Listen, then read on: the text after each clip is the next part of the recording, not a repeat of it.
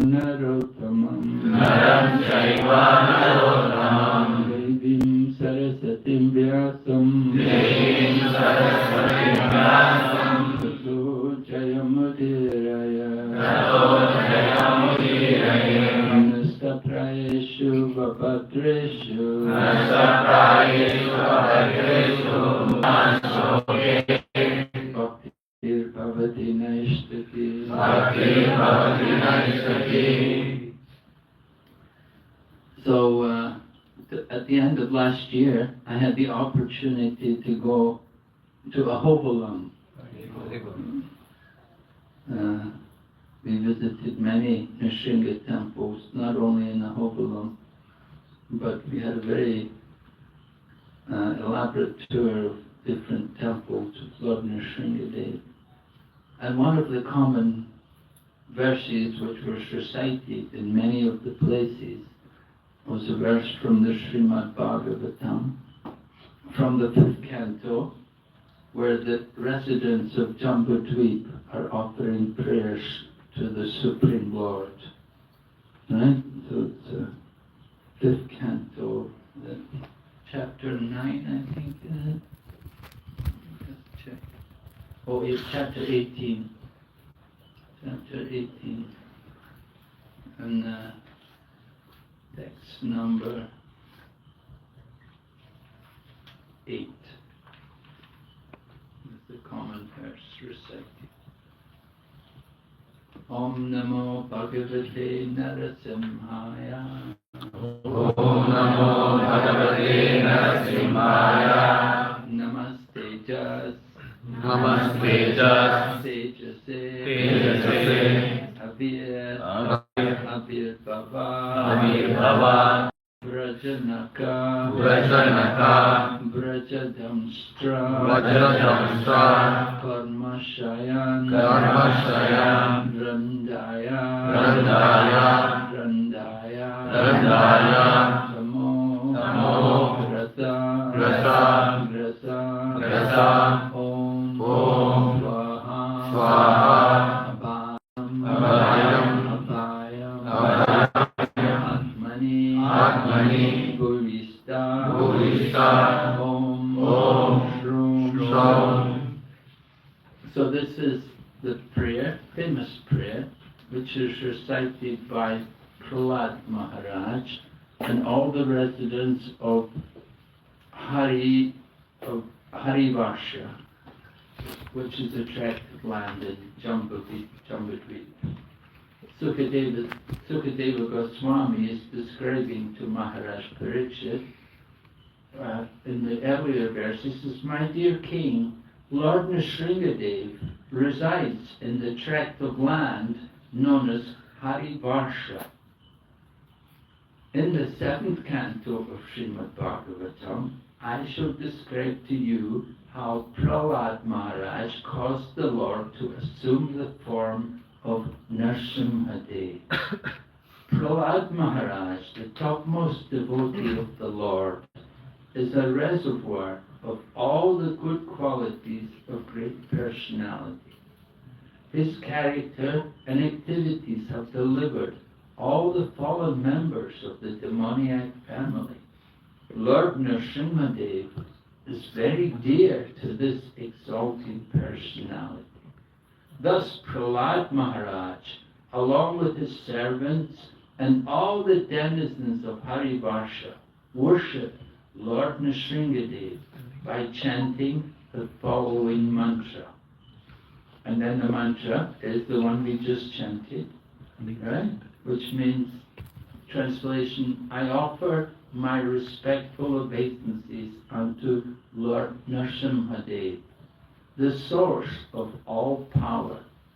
O my Lord, who possesses nails and teeth, just like thunderbolts, kindly vanquish our demonic-like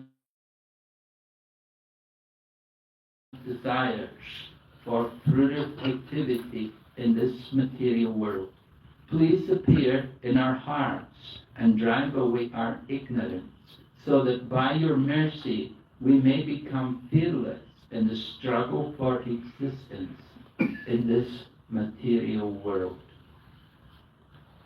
And Prabhupada's purport, in Srimad Bhagavatam, 4th canto, chapter 22, text 39, Sanat Kumar speaks the following words to Maharaj Prithu. Devotees always engaged in the service of the toes of the Lord's lotus feet can very easily become free from hard-knotted desires for fruitive activities. Because this is very difficult, the non-devotees, the jnanis and yogis, cannot stop the waves of sense gratification, although they try to do so. Therefore, you're advised to engage in the devotional service of Krishna, the son of Vasudeva. Every living being within this material world has a strong desire to enjoy matter to his fullest satisfaction. For this purpose, a conditioned soul must accept one body after another, and thus his strongly fixed fruitive desires continue. One cannot stop the repetition of birth and death without being completely desireless. Therefore, Srila Rupa Goswami describes pure bhakti, devotional service, as follows. Anya bila chita shunyam jnana karma janavritam Anukuyena Krishnanu Shivanam Bhakti Uttama. One should render transcendental loving service to the Supreme Lord Krishna favorably and without desire for material profit or gain through fruitive activities or philosophical speculation. That is called pure devotional service. Unless one is completely free of all material desires, which are caused by the dense darkness of ignorance, one cannot fully engage in the devotional service of the Lord. Therefore, we should always offer our prayers to Lord Narasimha, who killed Hiranyakashipu, the personification of material desire. Hiranya means gold, and Kashipu means a soft cushion or bed. Materialistic persons always desire to make the body comfortable, and for this they require huge amounts of gold. Thus, Hiranyakashipu was the perfect representative of materialistic life. He was therefore the cause of great disturbance to the topmost devotee, Prahlad Maharaj, until Lord Narasimha killed him. Any devotee aspiring to be free of material desires should offer his respectful prayers to Narasimha, as Prahlad Maharaj did in this verse. Om Jnana Timirandasya Jnananjana Shalakaya Chatur Nilitayena Tasmai Shri Gurave Namaha Shri Chaitanya Manobishtam Dapitam Yena Bhutale Swayam Rupa Kadamaya Vijati Swapadantikam Vandeham Shri Guru Shri Yata Padakamalam Shri Gurun Vaishnavamscha Shri Rupam Sakrajatam Sahagana Raghunatam Vitam Tam Sadevam Sadvaitam Savajutam Parijana Saitam Krishna Chaitanya Devam Shri Radha Krishna Padam Sahagana Lalita Shri Vishakam Hey Krishna Karuna Sindhu Dinabandhu Jagatpate Gopesha Gopika Kanta Radha Kanta Namostute Tapta Kanchana Gaurangi Radhe Vrindavaneshwari Vrishabhanusute Devi Pranamami Haripriye Vanchakalpatarubhyascha Kripa Sindhu Jayavacha Patitanam Pavanebhyo Vaishnavebhyo Namo Namaha Namo Vishnu Padaya Krishna Vishaya Bhutale Srimati Bhakti Vedanta Swami Iti Namani Namaste Saraswati Devi Gauravani Pracharine Nirvishesha Shunyavadi Pasatya Deshatarine Jai Shri Krishna Chaitanya Prabhu Nityananda Shri Advaita Gadadhara Srivasadi Gaura Bhakta Vrinda Hare Krishna Krishna Krishna Hare Hare Hare Rama Rama Rama Hare Hare. So in this verse, Prahlad Maharaj is leading all the residents of Harivarsha in how to pray to Lord Narasimha. What to pray for, right? That's sometimes something which people are not very sure about, what to pray for. So here, Prahlad Maharaj is teaching us that we should pray to the Lord. First of all, that we would like to vanquish the demonic-like desires for fruitive activity. In the material world, certainly we have desires. It's the nature of this material world. Material body, material mind, mind desires.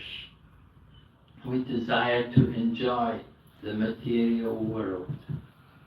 Sense gratification.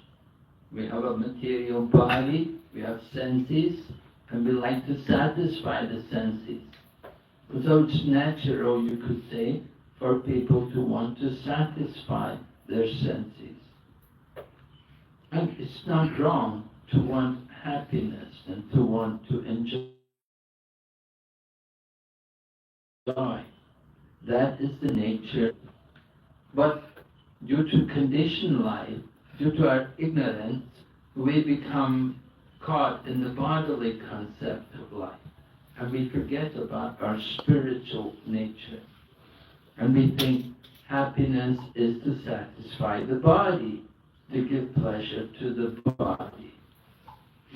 So we engage in many fruitive activities. We want to enjoy the results of our work.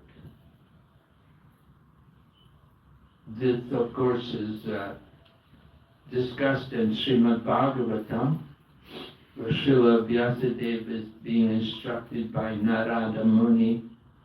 Narada Muni is talking to him about naiskarmya, working without fruitive results.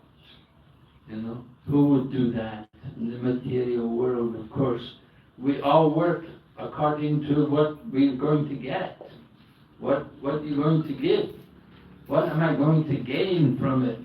We want to know what is the benefit which we're going to get from this work. And then you've got Narada Muni telling Vyasadeva, you should work without desire for anything. Give up that mentality. So this is something which we have to deal with. We have to want to work, we have to want to enjoy.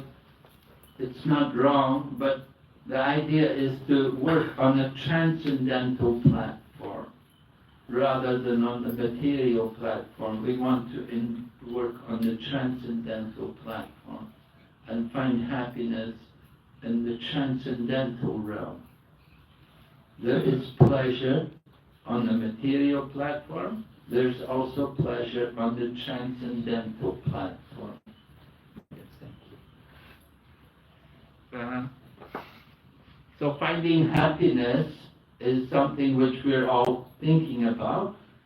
And on the spiritual platform, it's also natural. We want happiness. We're looking for happiness. In the Bhagavad Gita, Lord Krishna speaks about the Paramdrisva. Vishaya vinivartante niraharasya dehina ratopyasya paramdrisva. The embodied soul may be restricted from sense enjoyment, but the taste remains. But ceasing such pleasure by experiencing a higher taste is fixed in consciousness.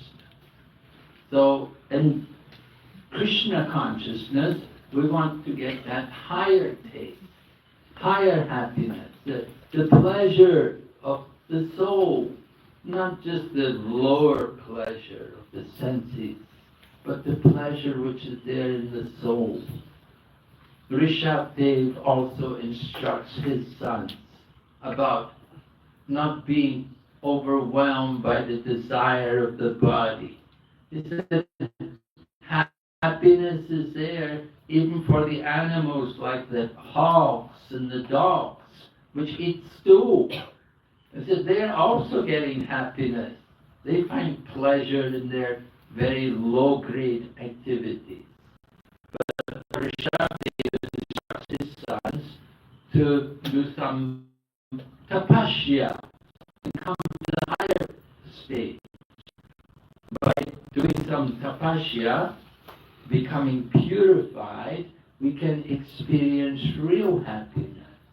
Not the happiness of the animals, of the hogs and the dogs, but the happiness of the self-realized transcendentalist, one who has come to the spiritual platform. We want to endeavor for that, coming to the higher consciousness, experiencing the higher pleasures. So Prahlad Maharaj is praying to Lord Nrsimhadev in this way. Conquer our desires for fruitive activity. Prahlad Maharaj, of course, was born in the family of the Asuras. But he's not an Asura. He's a devotee. So although he was born in that family, his nature was different. Why? Simply by association. And similarly, we may be in a similar situation. We may have been born in not very devotional circumstances, but we can become devotees by proper association, by taking the opportunity to hear from the devotees. That is the nature of Krishna consciousness, that it is awakened by hearing. Lord Chaitanya always gave great importance to the hearing process. When he was talking with Ramananda Rai, he wanted Ramananda Rai to explain about devotional service, to give some verse from the scriptures about the goal of life. And Ramananda Rai began by talking about Varnashram. Follow Varnashram. It's very pleasing to Lord Vishnu. And you can get perfect, you can achieve the goal of life just by practicing Varnashram. So, Lord Chaitanya rejected that. That is external. Externally, you may be very strict in following the duties of your Varna or Ashram, but that is not very spiritual. It's not spirituality. It's simply material. The Varnashram system, division society, and the different designations are material. We do have to give up these kind of designations to come to the transcendental platform. So Lord Chaitanya told Ramananda Rai that is external. Say something else. And then Ramananda Rai offered the verse from the Bhagavad Gita, which says, all that you do, all that you eat, all that you offer and give away, whatever austerities you may perform, do them as an offering unto me. Yat karoshi yajashnasi Yat tapasya that mad arpanam, right? Mad arpanam. It's mad art is offering the work. Karma arpanam, offering the results of our work to the pleasure of Krishna. That is more or less karma yoga. It's not actually bhakti yoga, that's more karma yoga. And so karma yoga, people may offer the results of their work. Somebody offers to Shiva, somebody offers to Ganesh, somebody offers to Kali, whatever. You know, there are many different ways which one may offer the results of his work. So Lord Chaitanya said, go higher. That's not what I want to hear. You go higher. So then Ramananda Rai quoted the verse which we all know from the Bhagavad Gita, which comes towards the end of the 18th chapter, where Lord Krishna says, give up all your religiosity and surrender to me. Swadharma tyag. Swadharma tyag. Giving up all your dharmas. And of course, because that's one of the conclusive verse of Bhagavad Gita, we may think, oh yes, this must be very good. But Lord Chaitanya said, no, he said it's not enough. Because people may give up their religiosity and surrender to me for their own purposes. Right? We don't all come to Krishna consciousness with a pure motive. There was one man Prabhupada was in Hong Kong, and there was one Indian man came and he said to Prabhupada, Swamiji, I want to take sannyas. So Prabhupada looked at him and said, oh, why? And the man said, well, I have a wife and 4 kids at home. So Prabhupada, of course, did not give him sannyas. But when Gaur Govinda came there and met Prabhupada, now Gaur Govinda was a very different person. He was a very deeply religious person who had cultivated devotion to Lord Jagannath throughout his life, had a lot of spiritual knowledge, and he was genuine in his approach in seeking guidance and seeking service to Lord Krishna. So he came to Prabhupada, and he also told Prabhupada how he would like to renounce the world, and Prabhupada encouraged him, and later on he did give him sannyas. So Prabhupada could judge who is genuine, who's somebody else is just impulsive, oh, I have to get away from home. But the next day then you want to go back to home. So Prabhupada was cautious about these things.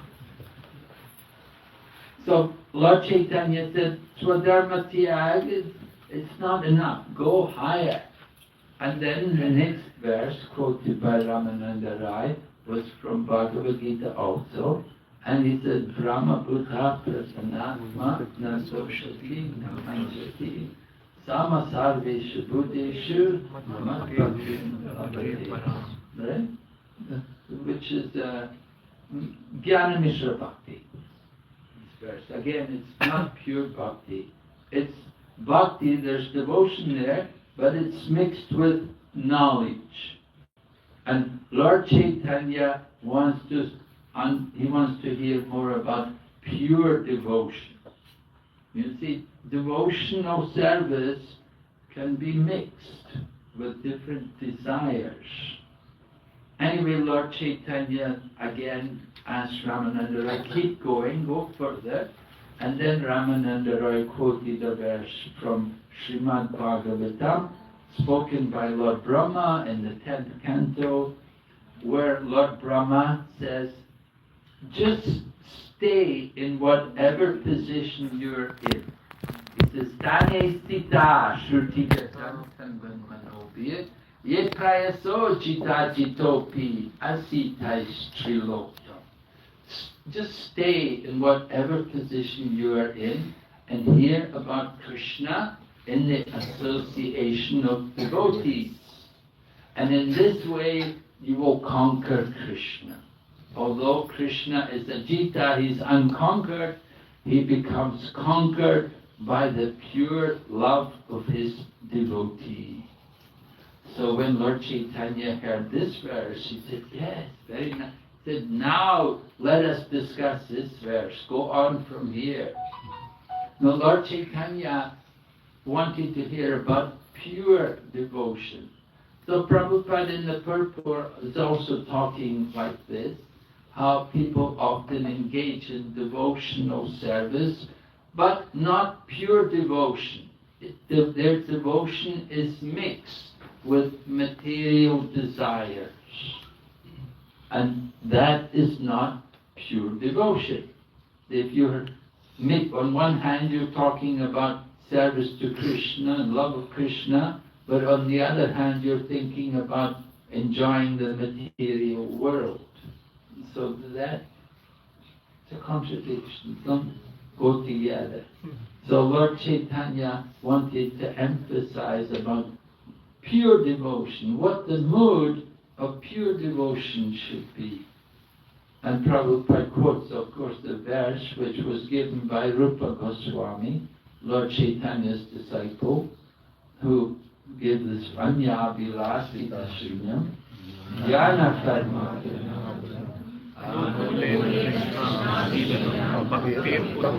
Right, that's Bhakti Uttamam, the highest devotion is that devotion which is without any desire for fruitive activity or speculative philosophy, right? Without desire for enjoying karma or for even jnana. In other words, first of all, you have the fruitive workers. They want to enjoy the material world. And when we become frustrated in our attempts to enjoy the material world, then we think about liberation. We think about getting out of the material world. And that becomes the desire for mukti, liberation from material world. But generally, such people don't know what is actual liberation. And they think liberation is merging, becoming Vayujya Mukti, entering into the oneness with the Supreme, and giving up our identity, annihilation of our identity. So this is not the proper understanding of liberation. This is their theoretical idea of liberation, to get out of the material body. But they don't know what is the actual situation, how to actually enter into the spiritual planets, into the kingdom of God. They simply enter into the Brahman, into the spiritual sky, enter into the oneness of the Brahman. Now in the oneness of Brahman, there's no suffering, but there is no real enjoyment there also. Prahlad Maharaj, however, he's a prema bhakta. He has this great love for the Lord. He sees the Lord, and the Lord even comes and talks to him. He has a relationship with the Lord. There are devotees like that. They enjoy very intimate association with the Lord. Even in places like Tirupati, there was this one devotee there, Ram Swami. So he was a devotee saying that, and what happened was somehow Lord Balaji's very valuable necklace somehow disappeared.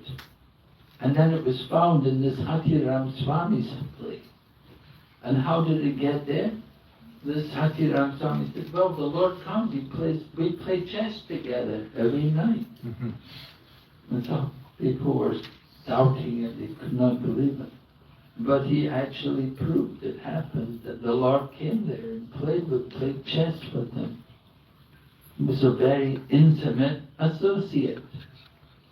Just like Arjuna enjoys intimate relationships with Lord Krishna. And so there are devotees like this. Prahlad was in that category also.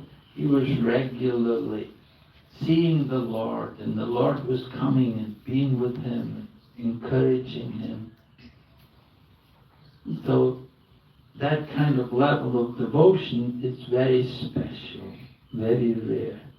Pure devotion, without any kind of tinge of material desire. We are trying to come to that level. We're working through the different levels of devotion. In the third canto of Srimad Bhagavatam, we have Lord Kapila Dev speaking to Mother Devahuti, and he's describing Sankhya Yoga, which is also one of the important systems of self-realization. So in the chapter, I think it's chapter 28 there, or 29, Lord Kapila tells his mother about devotional service in the modes. Now that sometimes bothers devotees because we always think, I'm a devotee, so whatever I'm doing is transcendental. But in the Srimad Bhagavatam, Lord Kapila tells Devahuti that devotional service can be done in the mode of ignorance, in the mode of passion, in the mode of goodness, and also there is pure devotion. So there are degrees of performing devotional service. It's not all the same, it's not all one.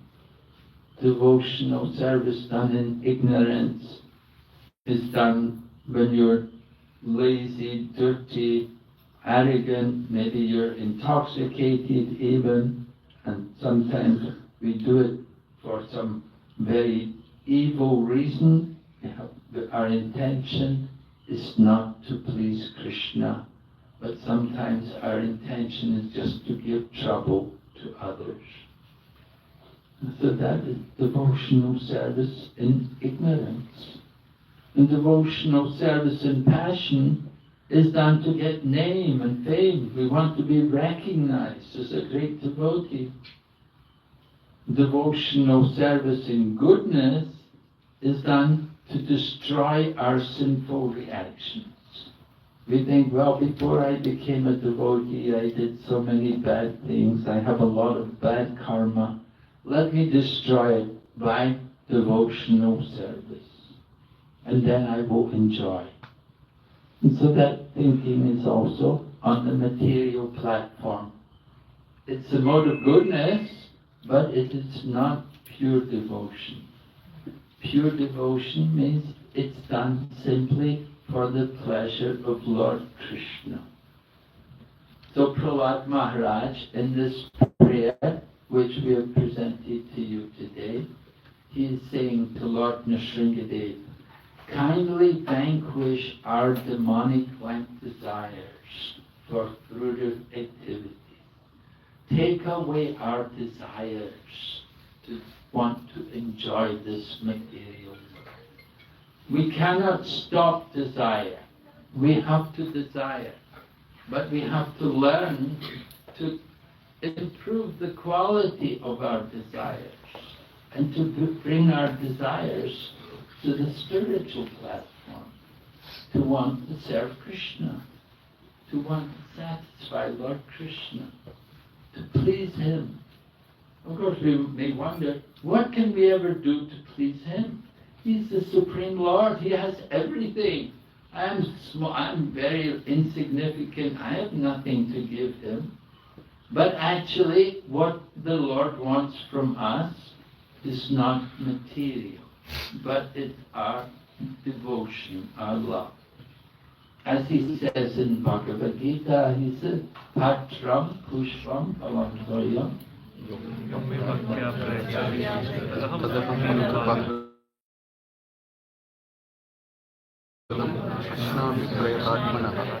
Yes, Lord Krishna is saying you can offer me leaf, flower, fruit, water. Now Lord Krishna is not greedy to get our offerings, but what He wants is our love, our devotion. And Bhakti is mentioned twice in that verse. Lord Krishna wants that devotion.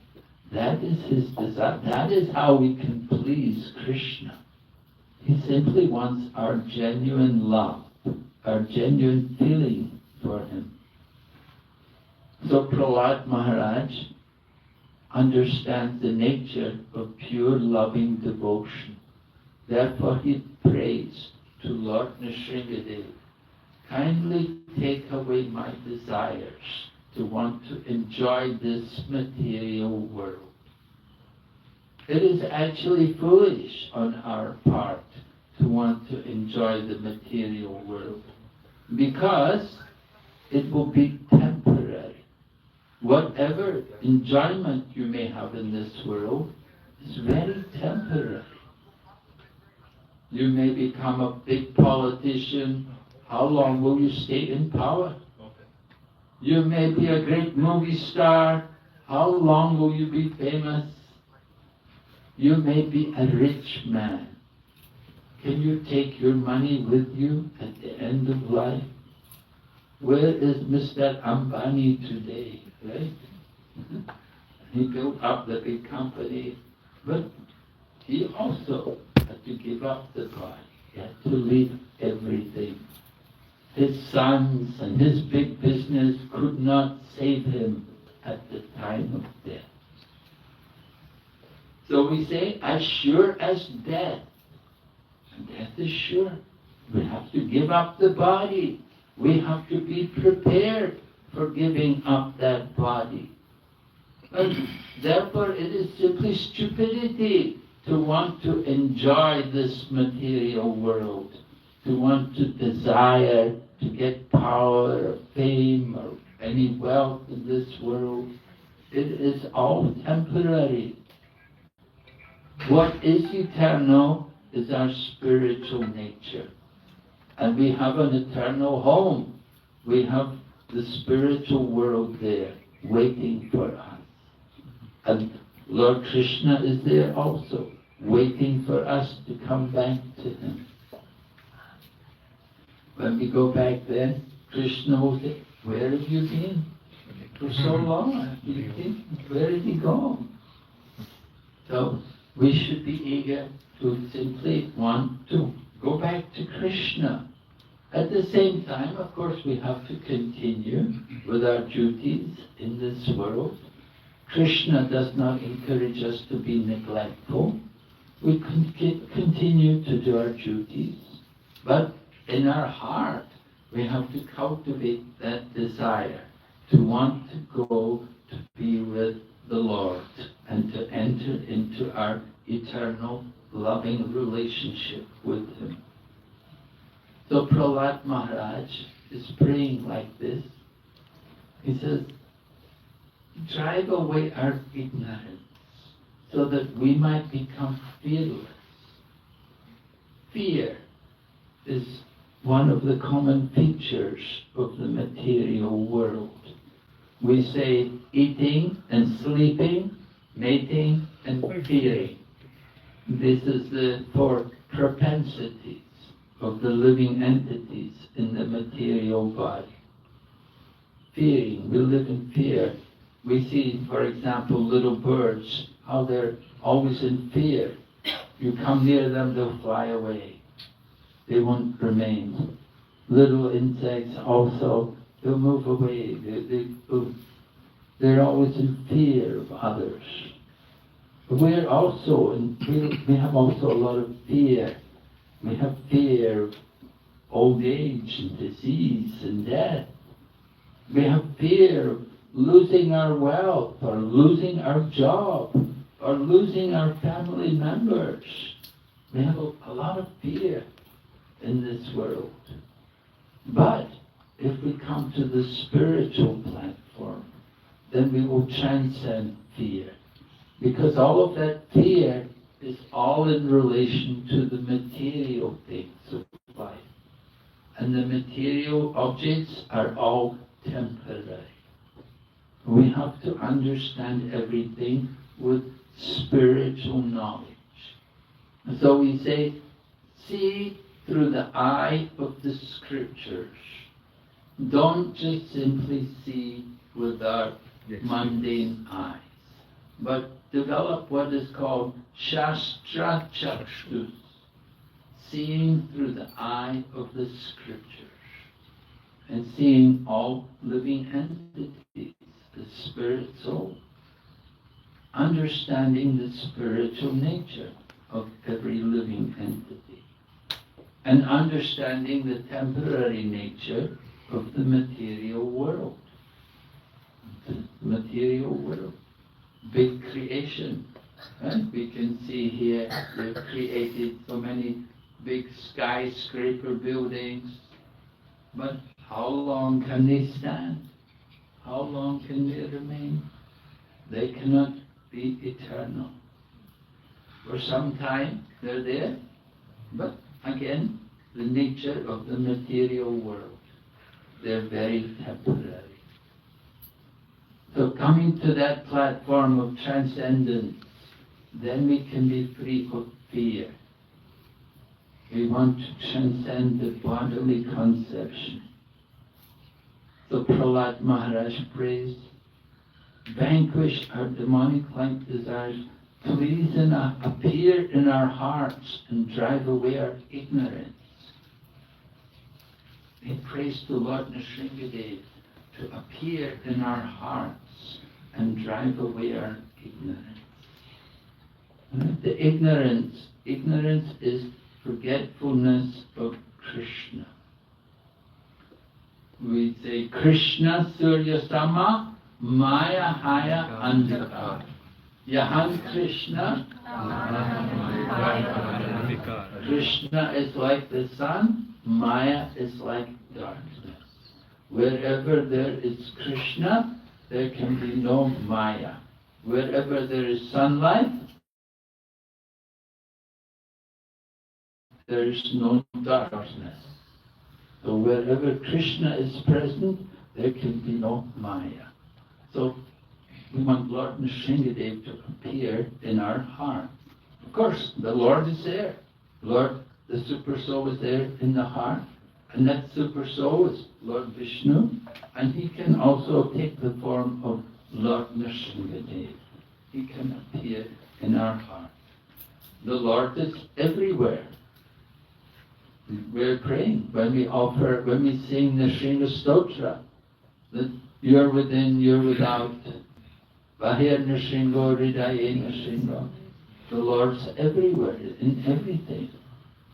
We have to feel that presence of the Lord. We have to want Him to be there in our heart. We'll drive away our ignorance, the ignorance of the attachment to the material world, the temporary nature. So Lord Nrsimhadev is there, and He is willing to help us to get rid of that ignorance. And then, when Lord Nrsimhadev appears in our heart, we'll take away the fear. There'll be no more fear, nothing to fear. Just as Prahlad Maharaj was without fear, although he was placed in so many dangerous situations. His father tried to kill him in so many ways. But Prahlad was not fearful. They threw him off the cliff. They put him in the well with the poison snakes. He was trampled by elephants. Yeah, please.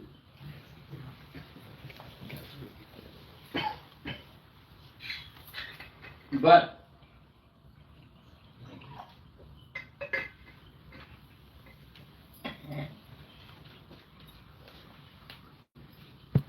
Prahlad was never fearful.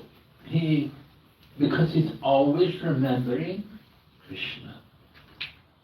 Tatsmartavyam satatam Vishnu Sadhividi Nishedashur Ekayote. The most important regulative principle of all rules and regulations, to always remember Lord Vishnu or Krishna and never forget Him. So Prahlad, he practices this remembrance of the Lord. In every situation, he's always remembered. He never forgets the Lord. We try to remember Him. We bring back, our mind wanders, we bring it back. But for Prahlad, his mind is fixed. He always remembers the Lord. So even though he was put through so many dangerous situations, he was never fearful. He simply remembered the Lord. And in this way he overcame all the dangers. And he had no bitter feelings to anyone. Material life is always full of so much bitterness, unpleasant dealings. But for Prahlad, there was no bitterness. Everything was Krishna's mercy. It's all Krishna doing. He saw Krishna in everything. So we want to learn from Prahlad Maharaj. And as we approach the auspicious day, tomorrow of course, the appearance day of Lord Nrsimhadev, we can also recite that prayer, or this prayer which we've been reading today from the Srimad Bhagavatam. It's very wonderful. and remember the nice activities of Prahlad Maharaj. All right, are there any questions, any comments? Anyone? Hare Krishna Maharaj. Thank you so much for wonderfully giving us the details of Prahlad Maharaj and his devotion towards Lord Narasimha.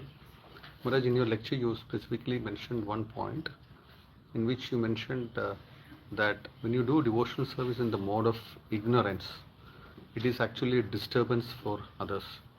And then you also mentioned when you do devotional service in the mode of passion, you are asking for name and fame. But when we do devotional service either in passion or ignorance, does the person who does that, will he get some benefit? Does he get some benefit? Yeah. In terms of bhakti, okay, what would be that if he gets that? Yes, well, he will get some benefit. What can happen to him, he can attract the devotee who will come and guide him and instruct him how he can improve in his practice of devotional service. So that is the benefit which he will get, that he will attract the attention of the devotee because he's trying to do devotional service. Although his mode and service is not proper and it's mixed with so much material consciousness, but a devotee, a pure devotee, can instruct him and elevate him from that platform to the transcendental platform. Pure devotees like Narada Muni travel everywhere, and, just like Dhruva Maharaj. Dhruva Maharaj was a young boy. He had material desires. He wanted a kingdom greater than his great-grandfather, Lord Brahma. He wanted a kingdom greater than Brahman. And Narada Muni came to him and instructed him. He instructed him how he could improve, how he could benefit himself. And you have the example, just before, in the 6th canto, you have the example of Diti. How Diti wanted to have revenge on Indra for being responsible for the death of her 2 sons, Hiranyaksha and Hiranyakashipu. And so Diti was performing service for Indra. She was serving him, but her intention was that she was going to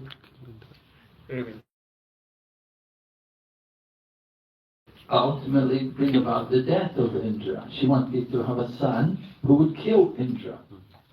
But because she was doing devotional service, she became purified by it. Her intention was something very wrong, but because she was engaged in devotional service, it became adjusted through the service of devotees. The deity was trying to arrange harm for Indra, but what happened was Narada, and anyway, somehow she became enlightened. She forgave. She was going to have a son who would kill Indra, but what happened? Indra found some fault with her, and he entered into her womb, and he tried to kill the child, but the child became 7. And then he cut each of the 7 pieces into 7 more pieces, so they became 49. And they all became the Maruts, demigods, who were brothers of Indra. Indra was going to kill them, but they said, look, we're your brothers, you shouldn't kill her.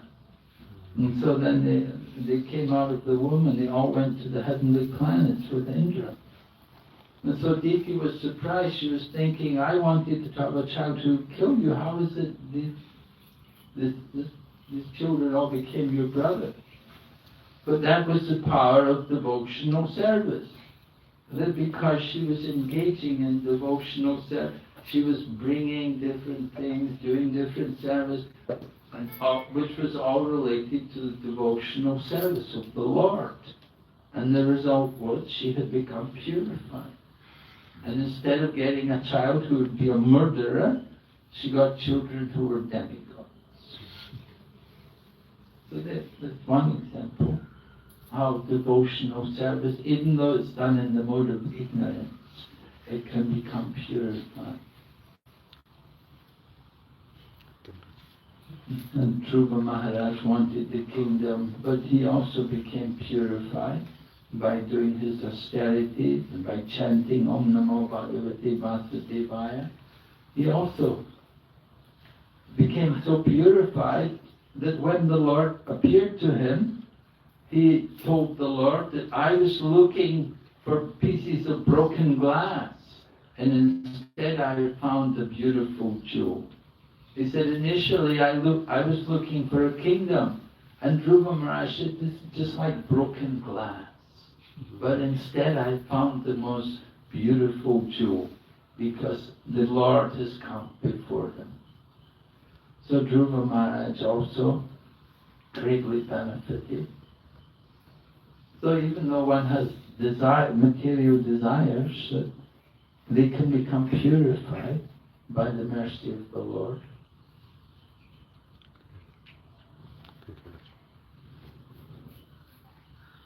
Gajendra, of course, was in distress, and he simply prayed to be saved from the crocodile. And when the Lord came and killed the crocodile, then Gajendra regretted.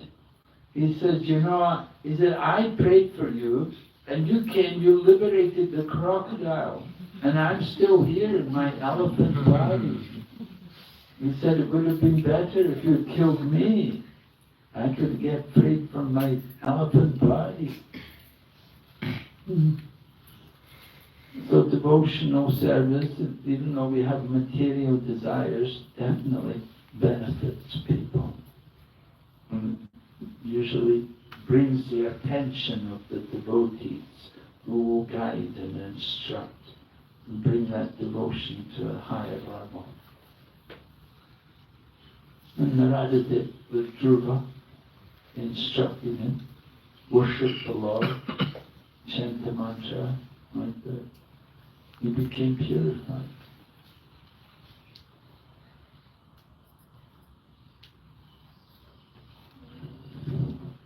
So we are practicing devotional service. We also want to get free of the material desires. We want to cultivate that mood, simply satisfying Krishna.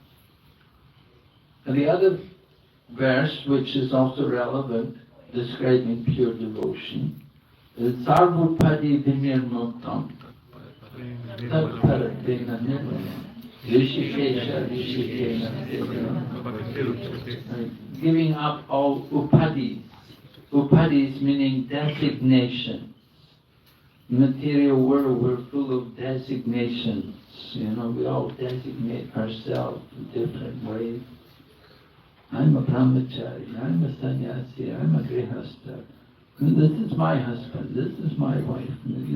Designations, But we have to give up these designations, because these designations are also temporary. They're not the reality. The real designation is Jivarswara Bahai,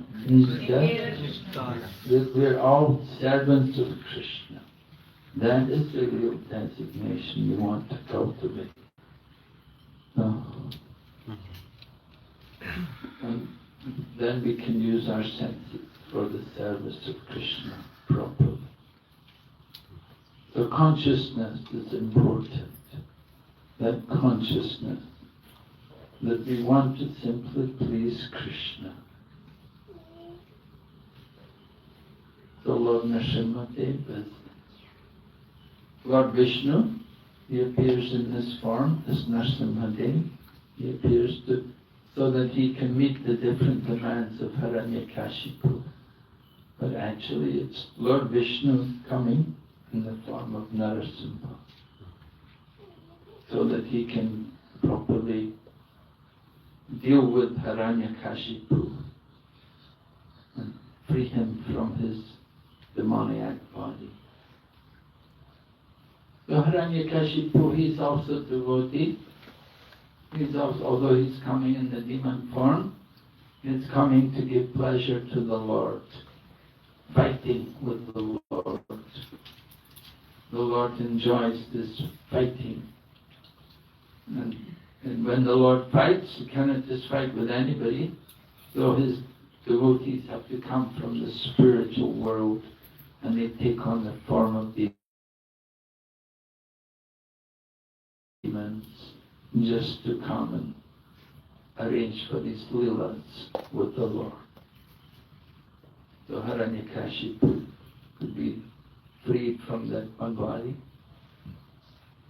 And he had to take birth 3 times. So that was the first birth. And second is Ravana and Kumbhakarna.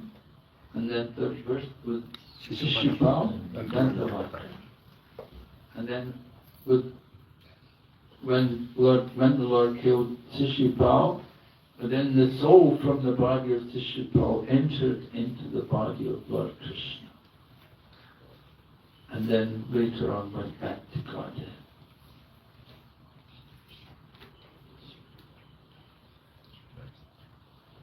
So Krishna arranges all these different things for the pleasure of his devotees and for his own pleasure also.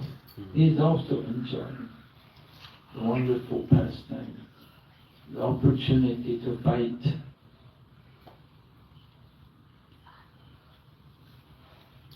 So whatever we go through, whatever difficulties we go through, whatever hardships are there, we should understand these are all temporary. These are all just arrangements of the Lord to free us from the material conception of life and to bring us to the higher consciousness.